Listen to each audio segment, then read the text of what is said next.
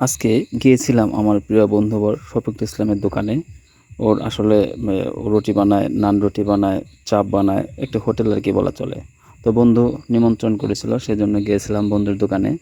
তো বন্ধু বলল যে দোস্ত আমার একটা প্রমোশন করে দে। তো সেই সুবাদে বন্ধুর দোকানের একটা ভিডিও।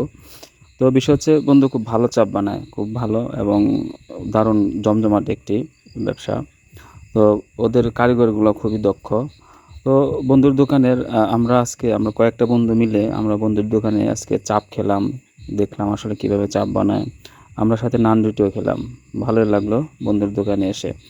তো আমরা প্রায় 4-5 জন বন্ধু খেলাম। তো বন্ধু আসলে খুব আমাদের আপ্যায়ন খুব ভালোভাবে করলো এবং খুব ভালো লাগলো বন্ধুর দোকানে এসে। তো আসলে বন্ধুর দোকানটা হচ্ছে আপনার সোয়াপুর, সরি আপনার নান্নার গ্রামে অবস্থিত। তো সোয়াপুরে থাকতে থাকতে মূলত সোয়াপুরের নাম এসে যায়। তো ভালো লাগলো বন্ধুর দোকানে চাপ খেতে। আপনারা সকলে আসবেন আমার এই বন্ধুর দোকানে।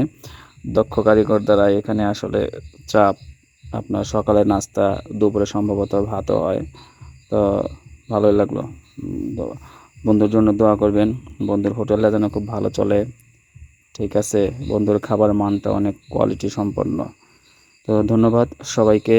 সবাইকে আবার আমি নিমন্ত্রণ দিয়ে যাই বন্ধুর দোকানের চাপ খাওয়ার জন্য। তো অনেক দূর দূরান্ত থেকে কিন্তু মানুষ আসে বন্ধুর দোকানে চাপ খাওয়ার জন্য। ধন্যবাদ সকলকেই, শুভেচ্ছা রইল।